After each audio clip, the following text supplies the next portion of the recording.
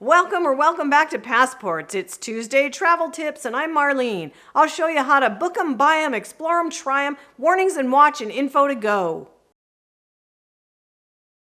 Today's travel tip is about renting a car in Europe. You need to rent a car when you go to Europe. Don't be afraid to rent a car.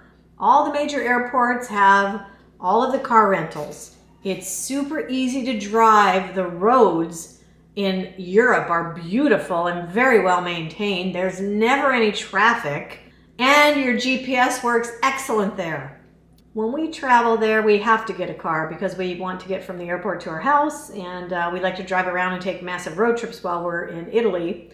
So we usually just rent a car through Expedia. Not the whole trip, just the car rental part.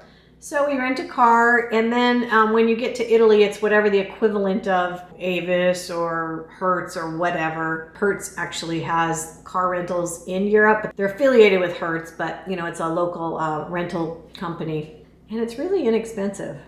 Now with COVID though, we're looking at a little more money, but I'm really dying to get back to Italy. So rent the car because it takes nothing. And don't forget to take a little money for tolls or your credit card, a couple different credit cards just in case. Have cash and coins. You can see my other Tuesday travel tips on going through toll booths and stuff in Europe. Keep in mind that if you want an automatic, it's going to cost a lot more.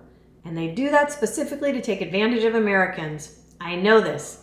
I've never rented an automatic, but I know this because my friend who owns a tour agency and other people, locals who are in the tourist industry, told us that. And I believe it's true. Americans like their automatics. They charge you an arm and a leg for that. But if you can drive stick, it's pretty inexpensive. So you should do real well with that. The procedures for renting the car once you get to the airport are exactly the same as here in America. You shuttle right to the rental desk. You fill out a bunch of papers, and that's it. But you probably need your international driver's license. And actually some companies won't ask you for that. And if you go and show up and don't have one, you'll be okay. If you're American, the reason they require that is because other countries where they can't read their driver's licenses that aren't written in English will need to have an international driver's license.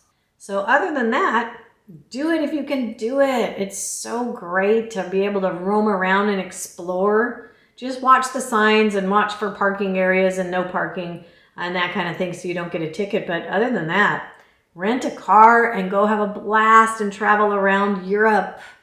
That's my travel tip. We'll see you next week for another travel tip. Please subscribe. See you next time.